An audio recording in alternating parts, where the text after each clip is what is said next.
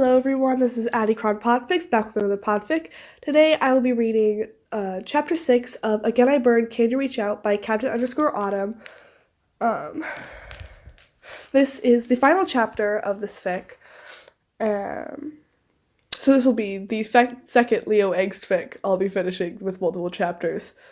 Isn't that just wonderful? Okay, let's get right into it.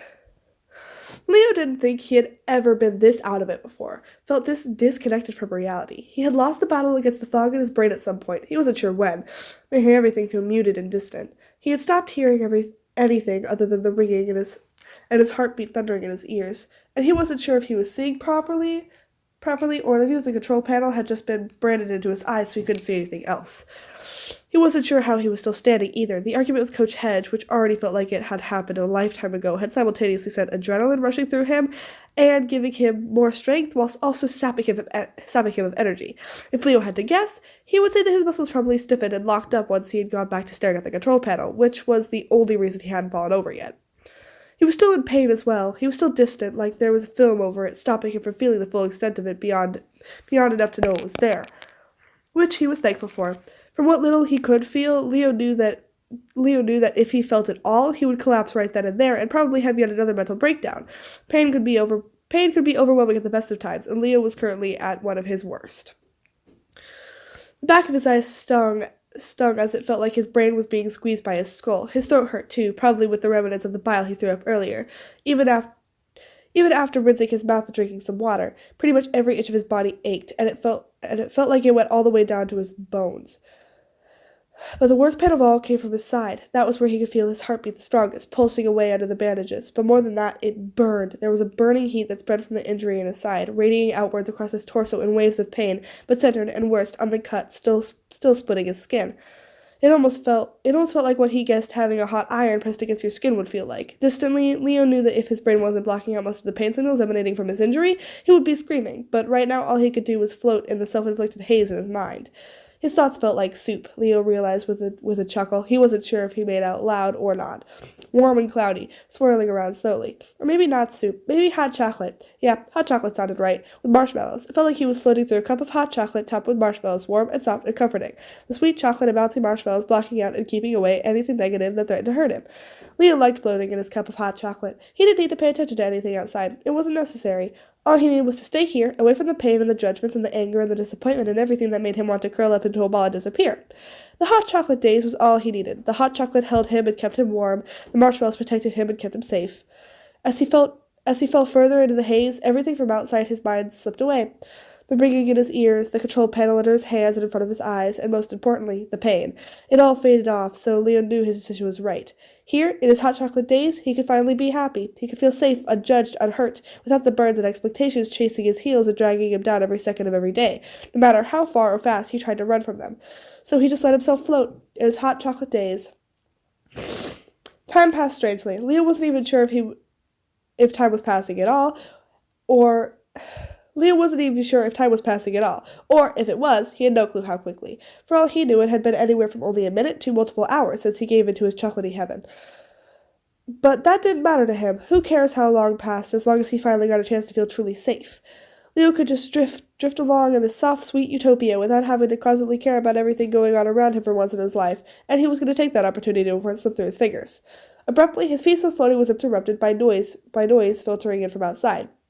It only pulled Leo out of his beautiful days, no matter how unwilling he was to leave and how much he fought to stay in his hot chocolate marshmallow-filled safety. He fell back into his body despite his efforts and all the pain that the marshmallows had kept him safe from crashing back over him like a tsunami. Leo only just stopped his knees from buckling beneath him. Everything was thankfully still dulled, but he already missed the hot chocolate days where he didn't need to feel any pain at all, not even his dulled pain. The haze that had covered Leo's mind before remained, so it took a while for him to get over the shock of being thrust from soft safety to painful awareness, though Leo wasn't sure you could call him anything close to aware right now. But he was more aware than when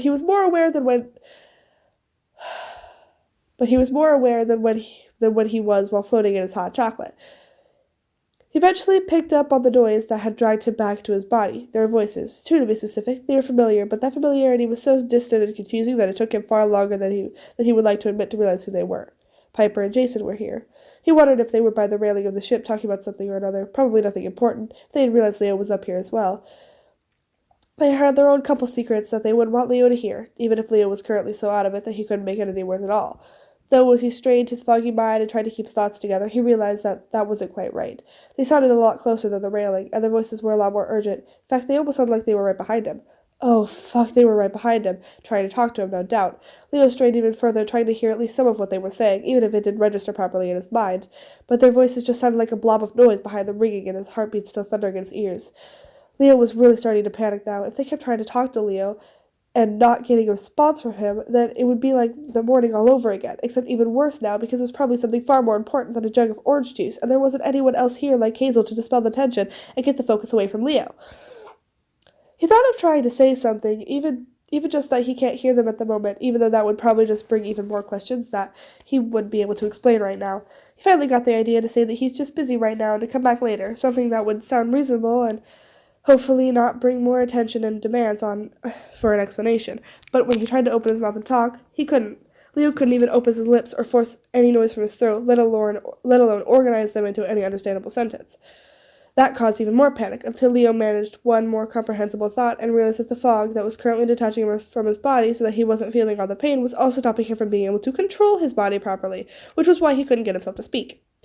That stopped the worry that something even worse had happened than him getting sick, but didn't stop the worry about him still not being able to answer Piper and Jason.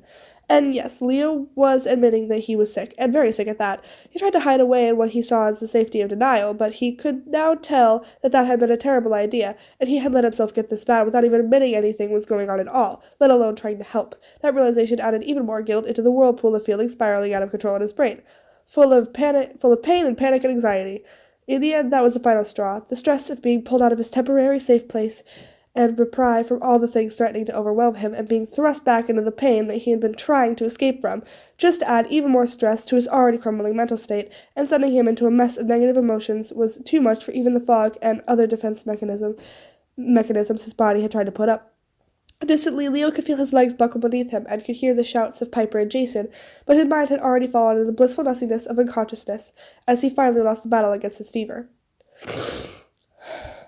Gleason really should have trusted his gut instinct telling him something was going to go wrong. It had never failed him before, yet somehow this time he was so hopeful that everything would be fine that he deluded himself into believing that it would be. That leaving things for a while would make it too much worse. Gleason knew the second Piper stumbled into the common area, panic written all over her face, that he had made a terrible decision. After his argument with Leo, Gleason had gone and had lunch with the rest of the crew, telling them that Leo wouldn't be coming to lunch, but not giving them a reason why, no matter how hard they pushed. Lunch was completely normal, which was a welcome respite from the chaos that was occurring at seemingly every opportunity recently. Gleason made sure to push his worry for Leo to the back of his mind the second he left the deck. It would be good if it would be good to let it overwhelm him during lunch, as it would probably freak the other demigods out, and he could deal with it all later when he could talk with Leo while they were both calm. After the group finished eating, they dispersed. Gleason remained in the common area along with Hazel, Frank, and Annabeth, while Percy, Jason, and Piper left to do their own things. The four in the common area made conversation for a while, chatting about nothing in particular. Gleason was glad the demigods could take some time to have normal conversations during this life-or-death quest, that all their conversations weren't centered around the severity and danger of the situation. He ended up getting fairly involved in the conversations as well, and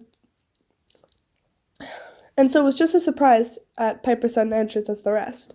Piper sighed against the doorframe, panting. Annabeth and Gleason both rushed over to her immediately, Hazel and Frank standing right behind them. "Hey, McLean, what's going on? Is there a monster attack or something?" Gleason questioned, worried. Piper looked at Gleason, her eyes so full of fear that it put Gleason on edge. "Leo, Her words were cut off with a cough, presumably from running so hard, but even just those words were enough to make Gleason's heart sink. Something had happened to Leo. "Jason and I went up to the deck to check on Leo," Piper explained once she had her breath back enough to speak. "We just wanted to talk to him, but he was just standing there at the control panel not responding to us no matter how much we called him. That really worried us, so we got closer to check on him, but when we did, he passed out. We can't wake him up either. His temperature is really high and he looks like he's in pain." The room was so silent you could hear a pin drop as the rest of the demigods in the room processed what Piper was saying. But Gleason couldn't care about their moments of realization or whatever they were having. Shit, I knew I shouldn't have let him convince himself he was okay," Gleason hissed. "What?" Piper looked up at him in confusion. But Gleason was already ducking past her and running towards the stairs. It only took a second for footsteps to follow him, the group from the common room running after him. Gleason heard a door open somewhere behind him as he ran, and Percy's voice, likely asking them what was going on. But Gleason didn't stop to give an explanation or listen to whatever one was given to the son of Poseidon. All he cared about was the fact that he needed to get to the deck, and fast. He took the stairs leading up to the deck, 2 at a time, and burst out into the fresh air, turning and running towards the control panel at the front of the ship. In front of the console were 2 figures. Jason was kneeling on the deck, holding Leo, who was leant against his chest. Leo's face was scrunched up in pain, small gasps and whines escaping from his throat occasionally. Gleason fell to the ground beside the 2, uncaring of the sting that the hardwood made on his knees. He pressed his hand to Leo's forehead again to measure his temperature, and even though Gleason hadn't thought it possible, it was even hotter than before. The rest of the crew had made it to the deck as well, trying to get as close as they could to see what was happening, while also thankfully being smart enough to realize that they should stand far enough back to not crowd Leo, instead forming somewhat of a clump to the side where they could still see what was going on. Piper, however, rushed over to kneel beside Jason, her worried gaze fixed firmly on Leo's unconscious form. "Coach," Jason said as he turned to him. The panic on his face matched Piper's. "We don't know what happened. He just collapsed. What's going on?" Gleason wasn't sure, and that was the worst bit. He raked his side over every inch of Leo, trying to come up with some sort of idea on how he got this sick, when Piper began running her hand gently over Leo. When Gleason looked up at her in confusion, she explained as her hand traveled over Leo's arms and down toward his torso. "I don't know how Leo got sick. He doesn't have allergies, so it can't be that, and there's no real possibility of a virus going around, or else other people would have symptoms. So I thought maybe he got injured or something." Just as Piper finished her sentence, her hand brushed over the left side of Leo's waist, and he flinched away from her touch with a hiss of pain. Immediately, Gleason realized what was wrong, and cursed himself for not thinking about it sooner.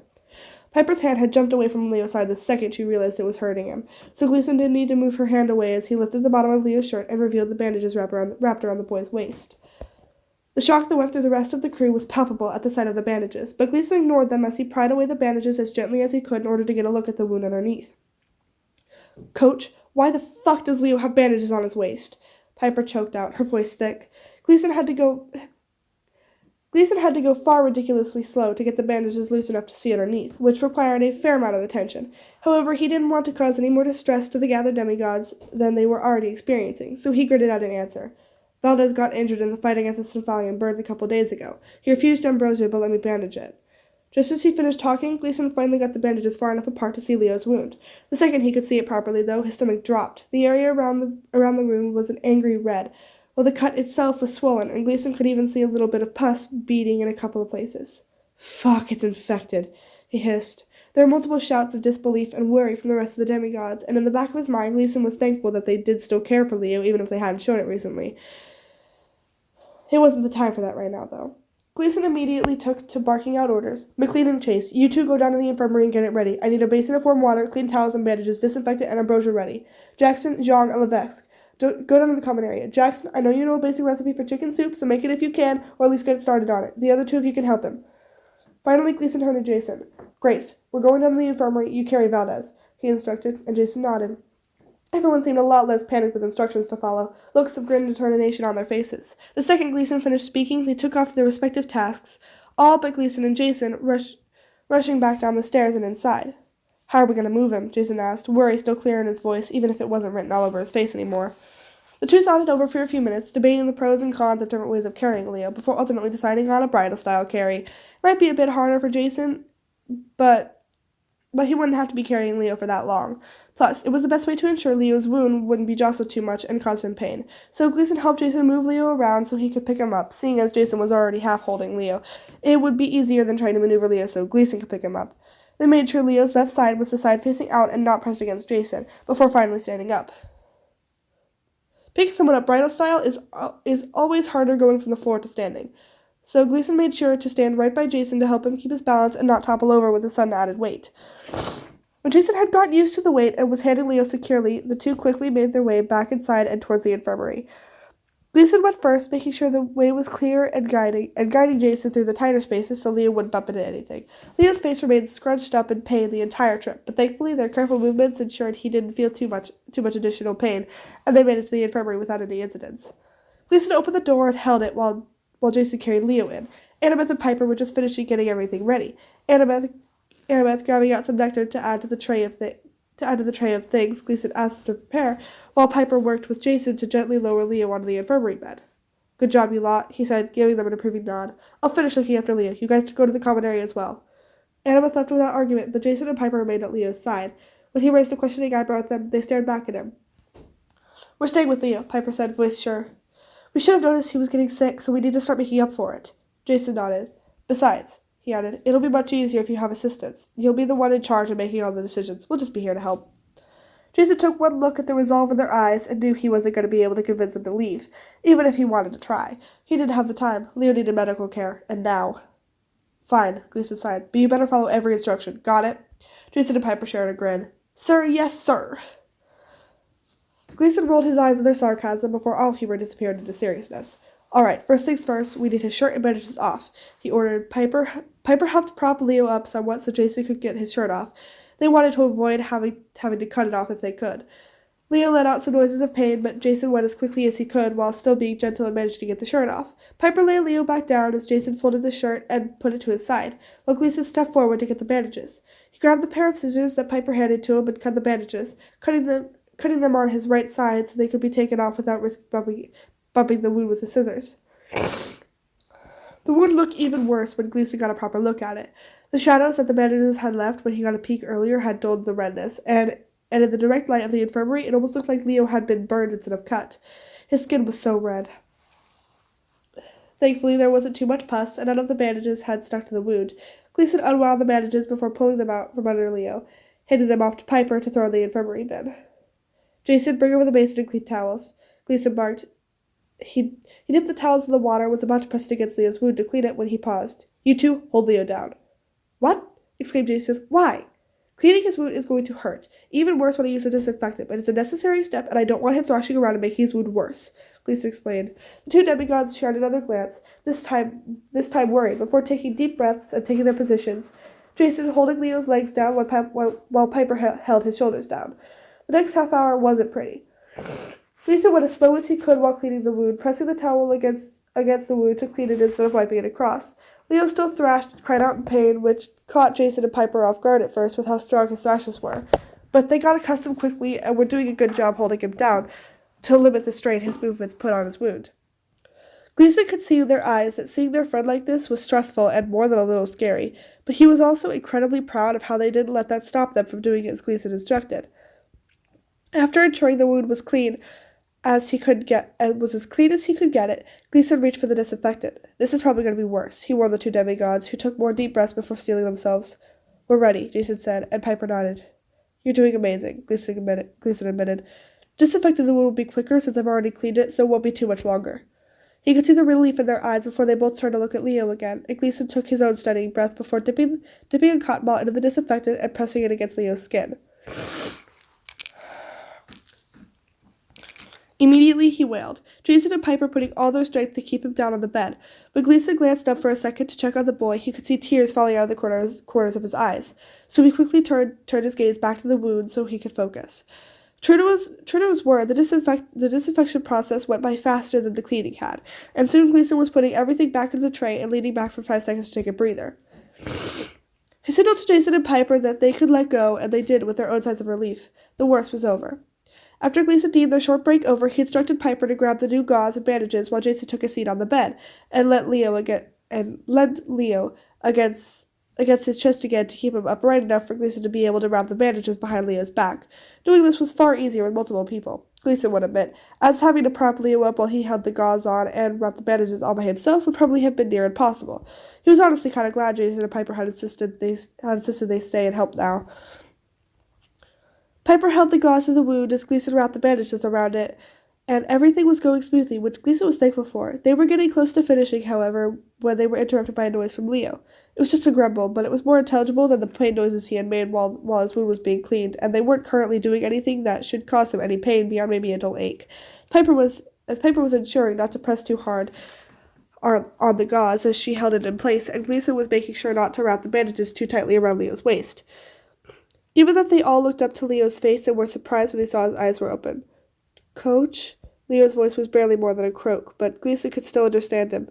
Hey, Valdez, Gleason said, his voice low and calm. Leo's eyes scanned the room, though Gleason could still tell he was extremely out of it. His fever was still going strong after all. Where am I?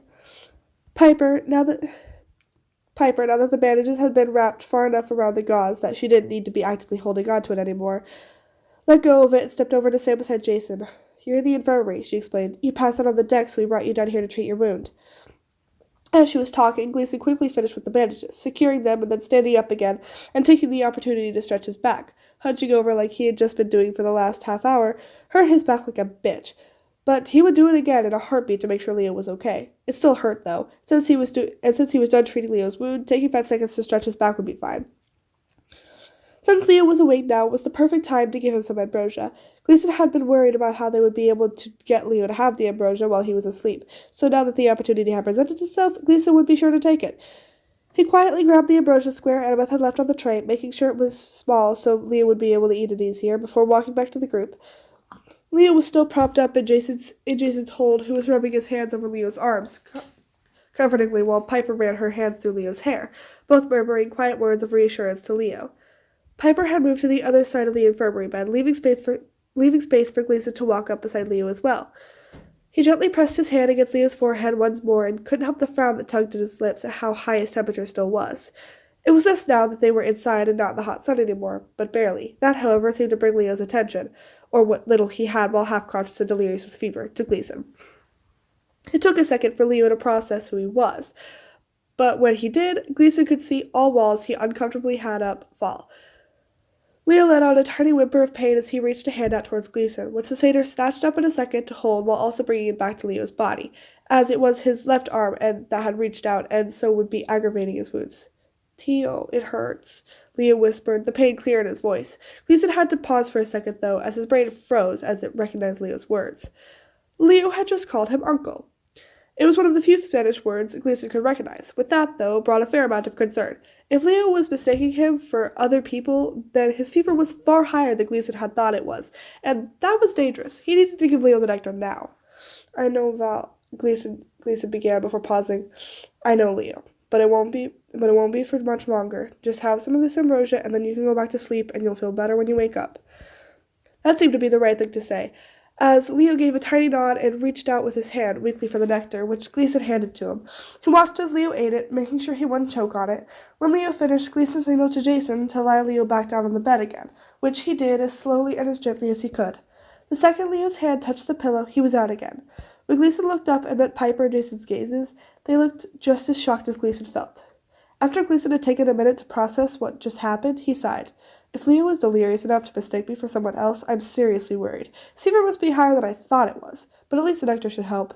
Normally he wouldn't talk with any of the demigods about any of his worries, but since Piper and Jason were here with him the entire time to help, and had seen what had just happened the same way he did, he could make an exception for once. Piper and Jason shared a look before Piper spoke up. "Coach, Leo and I have talked about our families before," she began, and Gleason looked at her in confusion, wondering where she was going with this, but letting her continue. "So I know a fair bit about his family, and he has never once mentioned anything about an uncle. I'm sure he had some, but there were none that he was remotely close to, let alone seek them out when he was in pain." Gleason felt like he had just been flashbanged. It took a while for what Piper said to register in his mind, but when they did, he felt like his heart had lodged itself in the back of his throat. "What?" he began, but his brain was so shocked by the implication of Piper's words that it couldn't come up with more than just that, and he trailed off. "I don't know nearly as much about Leo's family as Piper does," Jason said, "but I think Leo was calling you Tio." "Fuck," they were saying what he thought they were saying. His gaze was drawn back to Leo, now sleeping far more peacefully than before. As his heart swelled with happiness, the close relationship he thought the two of them had managed to build wasn't his imagination after all, as he had started to worry after his argument with Leo earlier. Not only that, Leo didn't just see him as a trusted adult. He saw Gleason as his uncle, as family. Gleason wasn't sure if he wanted to laugh or cry. Piper and Jason thankfully seemed to sense how Gleason was feeling and excused themselves. "We'll go wait in the common area and let everyone else know how Leo's doing," Piper said before she closed the door behind her and Jason and left Gleason alone with the sleeping Leo. The last of the adrenaline in Gleason's system faded, and he dropped down onto the stool he had just vacated like a marionette with its strings cut. A lot had just happened, and it was definitely going to take a while for Gleason to process everything, so he might as well get a head start. Plus, he wanted to have at least some composure when he went to finally give the rest of the demigods a talking to, like he had been wanting for for 3 entire days now since Leo first got injured.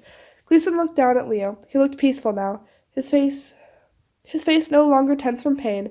It relieved more of Gleason's worries and anxieties than he would like to admit, seeing Leo so calm. He really did care about Leo, and finally being able to look after him and care for him properly without being pushed away was a nice change. More than that, his care was welcomed. His care had come far later than it should have, yes, and Leo had welcomed it while heavily delirious, but he had still reached out to and called for Gleason, for his uncle. His uncle. Gleason was going to treasure that title for the rest of his life, coming from Leo. Coming from Leo, who had spent most of his childhood fearing and running from adults, which had translated to being closed off and independent as a teenager, it meant the world to him. Gleason wasn't going to let his kid, down again. The satyr hesitantly lifted a hand and started running his fingers through Leo's curls. The situation almost reminded him of the other night of watching Leo's peaceful sleeping face while brushing a hand through his hair, his heart full with domestic happiness, but that was where the similarities ended. Now, Leo was sleeping after ignoring his wound for so long that it got infected, and refusing help until he collapsed and couldn't refuse help any longer. And Gleason was giving him care that almost came too late instead of helping him through a bout of insomnia. Gleason let out yet another sigh. It felt like he was doing that a lot lately, but at this rate these demigods were going to give him gray hair sooner than the quest or aging would. Speaking of the rest of the demigods of the crew, he probably needed to go talk to them and tell them the whole story. He had calmed down enough by now, and Leo wasn't likely to wake up any time soon. Still, Gleason let himself wait for another couple of minutes, just enjoying the little reprieve from the chaos of the past couple days. Before he left, Gleason couldn't help himself from bending down and pressing another quick kiss to Leo's forehead, and yet another mirror in the night he helped Leo to sleep. "Sleep well, Leo," he muttered. "Promise I'll be here when you wake up." With that, he turned and left, making sure to close the door quietly behind him. The walk to the common area wasn't long. Gleason paused for a second just before the doorway, taking yet another stealing breath and listening to the quiet murmurs coming from inside. The second he stepped in, the talking stopped, and all eyes snapped towards him. The demigods had spread themselves around the room. The soup he had asked Percy, Hazel, and Frank to make was sitting in a pot on the stove, and Gleason made a mental note to take a bowl of Leo when he woke up. Hazel and Percy were sitting on the couch. Piper and Annabeth had chosen seats at one end of the table, and Jason and Frank had taken seats on the other. Gleason could see the myriad of emotions across their faces: worry, concern, disbelief, confusion, and they were all looking to him for guidance. Gleason took his own spot standing against the wall next to the doorway, his arms crossed. "Valdez is going to be all right," Gleason started off with. He wasn't sure if he wanted the rest of the group besides Piper and Jason to know he had started calling Leo by his first name, so he decided not to while talking to them. "His wound has been treated, and he's been given some ambrosia. He's asleep right now and will probably stay asleep for a fair while, but he should be fine when he wakes up. If not, he'll be well on his way to getting better." The relief in the air was palpable. Piper had said that she and Jason would give a rundown to the rest of the crew, but Gleason figured it held more meaning when he said it as the resident protector and guardian of the kids. Coach?" Hazel piped up, shrinking back slightly when all the attention jumped to her. "Ask whatever you need to ask, Levesque," Gleason grunted. Hazel nodded and swallowed nervously before continuing. "You said Leo's injury was infected, but how did he even get the injury?" "Wait, you're right," Percy added. We don't know he got injured in the first place, let alone when or how, and all of a sudden this injury is infected?" Gleason sighed. "Valdez got the injury in the fight with his Stephallian birds. It wasn't anything serious, a relatively shallow cut on his left side. It wasn't too deep, and Valdez was worried about the nectar supply getting low, so he didn't want to use any for it. But I managed to convince him to let me treat it normally. I suspect it got infected because of him not taking care of it after I treated it, though I don't think Valdez realized what was happening until it was too late." Piper scowled. "Fuck, why did he tell any of us? That idiot never takes care of himself. Gods above, he needs to learn to take care of himself for once and not expect everyone else to just be able to know something is wrong. We're not mind readers." When he saw the sentiment clearly shared by the rest of the demigods as they muttered their agreements, Gleason saw red.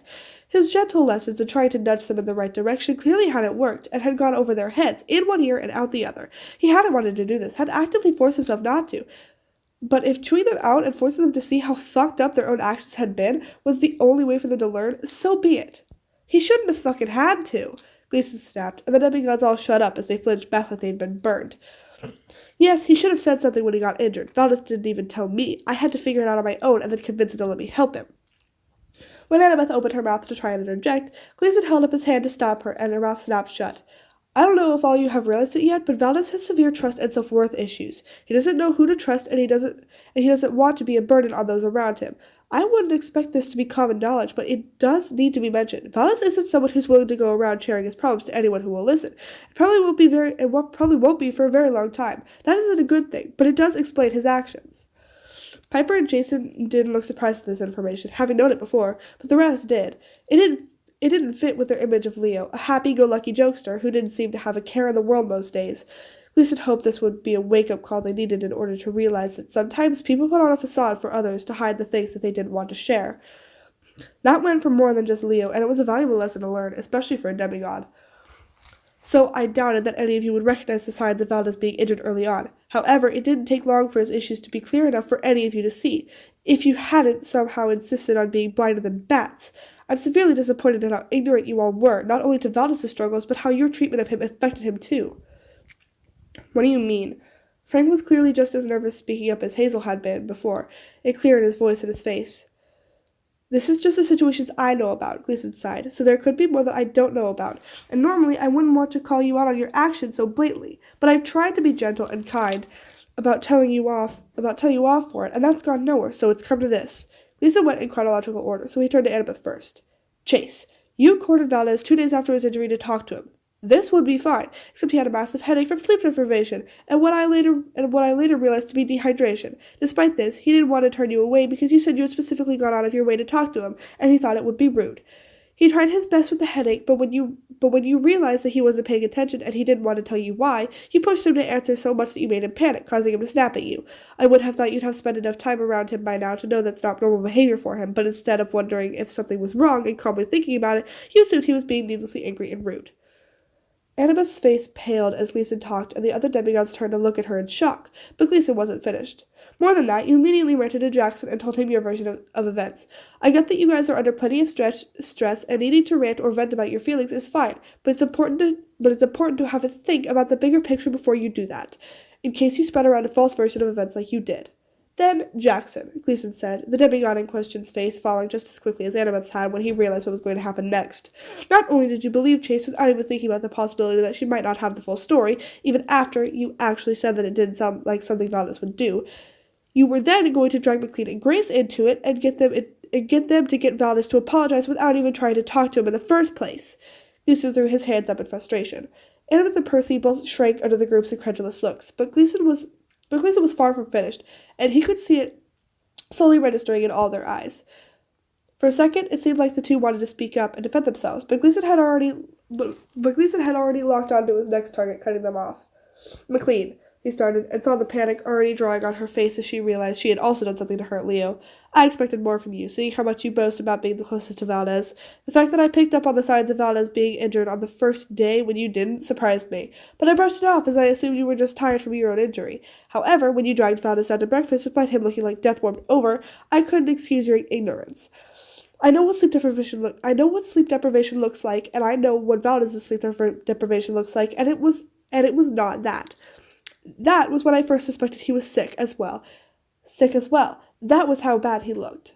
Piper hung her head in shame. I didn't say anything at the time, as I'm of the habit of letting people fight their own battles, but the reason I didn't believe your story of him staying up all night for a second was the fact that I'd helped him get to sleep the previous night after a serious bout of insomnia. He would have had plenty of sleep, and he would have known that, but he was too scared to tell you. All of a sudden, Piper's whole body stiffened. Oh, gods, she murmured, and the pure horror in her voice paused Gleason's tirade. Oh, gods, I fucked up so badly. Gleason narrowed his eyes. Something else happened, didn't it? Piper gave a shaky nod, shifting her head and attentively meeting Gleason's eyes. When Leo seemed to be having a really hard time getting out of bed, I thought pulling him up would help, getting it over like ripping off a bandage. But her voice cracked. But when I did, something happened. I realized it now. I grabbed his left arm to pull him up. I would have aggravated his wound so badly. He was in pain. I didn't even realize it because I hadn't seen a look like that on Leo's face before, and I didn't know what it was. Gleason felt his anger mount, but it melted away the second Piper's head fell into her hands with a sob. Annabeth rubbing a hand over her back comfortingly. Piper had no doubt learned her lesson already, which meant moving on to the next person, judging by Jason's look of terror. He already knew who was next. Grace, Gleason called, Jason straightening up in his chair and looking like he was about to receive a death sentence, though Gleason supposed it might feel like that to him. "Coach," Gleason replied, clearly falling back on his Roman training as a kind of preparation, but that didn't stop the shake in his voice. "At breakfast that day, even you, sitting right beside Valdez, didn't notice how sick he looked, and when he was so out of it that he didn't hear Levesque calling for him, instead of calmly getting his attention or just passing the juice to Levesque yourself, you instead chose to aggressively shoulder him and tell him off, as if he had any control over when he zoned out, especially while sick. Thankfully, Levesque had enough decency to diffuse the situation and stop everyone from glaring at Valdez, which had no doubt been making it worse." Gleason could see the effort it was taking Jason to match his gaze through the entirety of his speech and not drop his head like the rest had. The second Gleason finished, he slumped in his chair and ran a hand anxiously through his hair. Gleason let out yet another sigh. "Honestly, only Levesque and Jean haven't done anything recently that hurt Valdez," he began, before pausing and narrowing his eyes. "But seeing the look on Jean and Jackson's faces, I think that there was another incident that I didn't know about." Frank nodded guiltily, but didn't say anything to elaborate. Gleason hadn't expected him to, but he'd have to try and find out what had happened later on, preferably from either Frank or Percy, and not Leo. "So it seems that Levesque was the only one not to treat Valdez badly in some way or other," Gleason continued. He slowly scanned across the room, grateful to finally see the realization in the demigod's eyes, but wishing it had happened sooner, that he wouldn't have had to go all tough love on them. Gleason cared about these demigods as much as he hated to admit it, so he didn't like seeing them so distressed, but he couldn't let one demigod shut himself away and go through constant pain, both physical and emotional, just so that the rest could stay in peaceful ignorance of the consequences of their actions. However, now that he had finished pointing out all the ways they'd each fucked up over the past couple days, he gave them a minute to process everything and tone down on the scolding. "I get that you all have your own partners and you want to spend time and confide in them, that you want to look after them and help them through the problems," Gleason continued, and his voice no longer so harsh. "But there's 7 of you demigods on this ship. If you're all only looking out for your partner, then who's looking out for Valdez?" He wished that wouldn't have been such a novel concept to the demigods as it was based on the shock looks he got. "We have been kind of leaving him out," Frank said quietly, a myriad of emotions such as anger and disappointment flicked across his face, but all directed towards himself. Annabeth scrubbed a hand over her face, still rubbing the other over Piper's back. "We've been treating him like some sort of 7th wheel." Piper let out another sob at that, her anguish mirrored in the rest of the demigods' faces. Gleason just stayed quiet, still standing against the wall. He could look after these kids and lead them in the right direction as much as he wanted, but they needed to learn their own lessons sometimes. Now that meant pointing out all the ways they had fucked up out to them, but letting them put the rest of the pieces together and come up with a solution themselves. It was Piper, surprisingly, who composed herself and spoke up first. She slowed down her breathing, calmed her sobs, and wiped away her tears before standing up, pulling everyone's attention to her. She didn't back down or shrink away, though. We fucked up badly," she began. "And we fucked up even worse when we didn't realize what we had done and how badly we hurt Leo, to the point where Coach had to actually chew us out for us to see it." That made a couple of them wince, but Piper continued regardless. "But now we know we fucked up, and how, so we can do better. We can learn from our mistakes and make it up to Leo. He might not forgive us right away, but I know that Leo was kind, far kinder than we probably deserve. We just need to prove to him that we can and will be better, and hope that that's enough."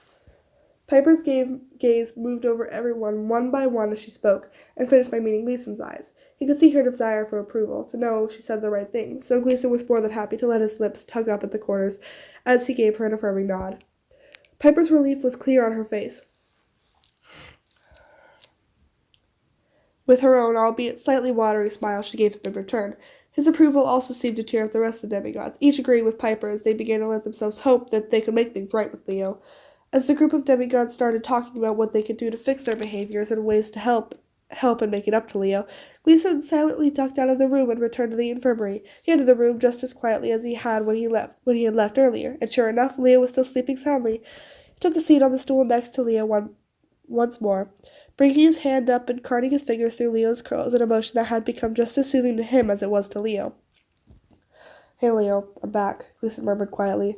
"Everything's been dealt with. The rest have learned their lessons and have promised to do better. I promise you, you're not going to be left alone to deal with your own issues ever again." And Gleason knew that when Leo woke up again, things would be all right. And that was Again I Burn. Can You Reach Out? I hope you all enjoyed this fic. I'm pretty sure this is the only fic I've read that has Coach Hedge as like a main character. Because he's not talked about a lot, like ever. I never see him talked about ever.